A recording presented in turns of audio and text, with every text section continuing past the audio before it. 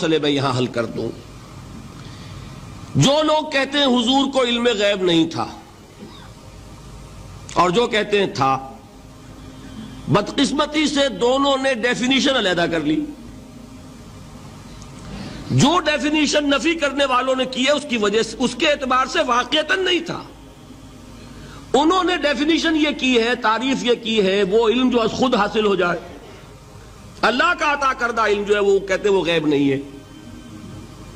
تو وہ بھی مانتے ہیں کہ ہر علم جو حضور کو حاصل ہے وہ اللہ کا عطا کردہ ہے۔ میں سائی والی میں یہ سارے مرحلے میں نے طے کیے نا اپنے زمانہ طالب علمی میں۔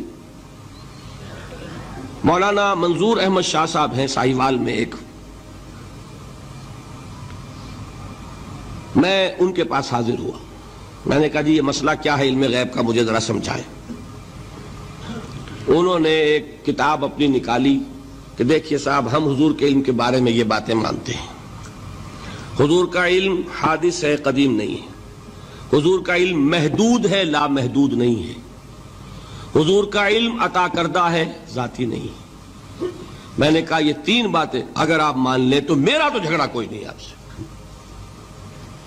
ہوتا کیا ہے، جب آئیں گے وعظ میں، خطابت میں، تو عالم ما کان وما یکون، اب الفاظ وہ استعمال کر جائیں گے۔ ایک واعظ ہے، عام مقرر ہے، واہ واہ ہوتی ہی نہیں، نعرے لگتے ہی نہیں، محفل میں گرمی آتی نہیں جب تک کہ ایسے مبالغے نہ کریں۔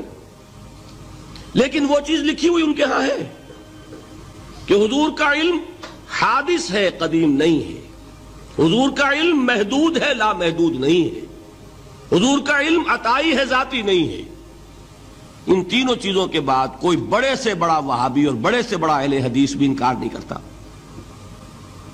باقی یہ بات جان لیجئے کہ غیب اور حضور یا شہادہ یہ در حقیقت عام انسانوں کے اعتبار سے الفاظ استعمال ہوئے ہیں۔ جب قرآن میں کہا جاتا عالم الغیب والشہادہ، اللہ غیب اور جو ظاہر ہے یا موجود ہے سب کا جاننے والا ہے، تو مجھے بتائیے اللہ کے لیے کوئی غیب ہے؟ اللہ کے لیے کوئی شے غیب ہے؟ تو کیوں کہا جا رہا ہے عالم الغیب والشہادہ؟ وہ ہمارے اعتبار سے کہا جا رہا ہے۔ جو تمہارے لیے غیب ہے اللہ اس کو بھی جانتا ہے، اور جو تمہارے سامنے اللہ اسے بھی جانتا ہے۔ اللہ کے لیے تو کل شہادہ ہے، کسی شے کا لا یعزب عنہ مثقال ذرۃ فی السماوات والارض، آسمانوں اور زمین کا ایک ذرہ بھی اس سے غائب نہیں ہوتا۔ غیب کا وجود کیا اللہ کے لیے؟ تو یہ الفاظ مستعمل ہیں ریلیٹو ہمارے اعتبار سے، اور ہمارے اعتبار سے جو شے غیب ہے اس میں سے ایک حصہ اللہ دیتا ہے نبی کو، تبھی تو نبی بنا۔ فرشتے کو دیکھا، فرشتہ ہمارے لیے غیب ہے۔ جنت دکھائی کہ نہیں دکھائی، ہمارے لیے غیب ہے کہ نہیں ہے۔ دوزخ کا مشاہدہ کرایا کہ نہیں کرایا، ہمارے لیے وہ غیب ہے کہ نہیں ہے۔ جو چیزیں ہمارے لیے غیب ہیں انہی کے پردے اللہ کچھ اٹھاتا ہے، کل غیب نہیں۔ کل غیب کا علم ہو جائے گا تو وہ شرک ہو جائے گا۔ کل کا لفظ جہاں آیا شرک ہوا۔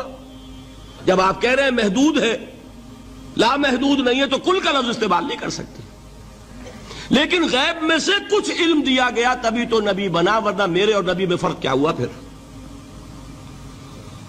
البتہ یہ کہ وہ غیب کا علم ہو یا حاضر کا علم ہو، سائنٹیفک نالج ہو یا وحی کا علم ہو، کوئی بھی علم ہو، آیت الکرسی کے الفاظ نوٹ کیجئے، یعلم ما فی السماوات وما فی الارض، وہ جانتا ہے، ولا یحیطون بشیء من علمہ الا بما شاء، مخلوق میں سے کوئی بھی اس کے علم میں سے احاطہ نہیں کر سکتا مگر جتنا وہ چاہے۔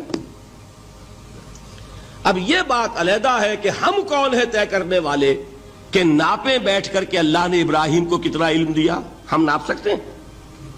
عیسیٰ کو کتنا دیا ہم جان سکتے ہیں؟ تو ابراہیم کا، موسیٰ کا، عیسیٰ کا نہیں ناپ سکتے تو محمد رسول اللہ کا کہاں ناپیں گے؟ یہ پاگل پن ہے، یہ ہے جو غلطی ہوتی ہے۔ ہم کون ہے طے کرنے والے؟ اللہ نے اپنے نبی کو دیا جو دیا، بات ختم۔ کل نہیں کہیں گے، کل کہا شرک ہو جائے گا، ذاتی کہا شرک ہو جائے گا۔ عطائی ہے، جو دیا اللہ نے دیا، اور کل نہیں دیا، جتنا چاہا دیا، ہے حادث، قدیم نہیں۔ تینوں چیزوں مان لیجئے تو شرک کا کوئی شائبہ نہیں ہوگا۔ باقی جہاں ایک طرف قرآن میں وہ آیات ہیں کہ اللہ کے غیب کو کوئی نہیں جانتا، ٹھیک، وہاں یہ بھی ہے کہ لا یظہر غیبہ، لا یظہر علی غیبہ الا من ارتضی بالرسول، وہ اپنے غیب پر قابو نہیں دیتا مگر اپنے رسول میں سے جس کو چاہے۔ یہ دونوں آیتیں قرآن کی ہے کہ نہیں؟ اسی لیے در حقیقت جو غیب کی نفی کرتے ہیں حضور سے، وہ کہتے ہیں کہ از خود معلوم ہونے والی شے غیب ہے۔ ہم کہتے ہیں از خود تو کوئی بھی شے کسی کو معلوم نہیں، ہمیں حاضر کا علم بھی اللہ ہی دیتا ہے تو ہوتا ہے، غیب کا تو بہت دور کی بات ہے۔ یہ مسئلے بڑے سیدھے ہیں، خام خواہ ہم نے پیچیدہ بنایا ہوا ہے۔ خدا کے لیے ان مسئلوں کو سلجھائیے اور جوڑیے، کاٹنے کی بجائے جوڑنے کی فکر کیجیے کہ بھائی یہ اپنی اپنی جگہ پر علیحدہ علیحدہ تم نے تعریفیں کر رکھی ہیں اس لیے جھگڑ رہے ہو، ورنہ دونوں باتیں صحیح ہیں۔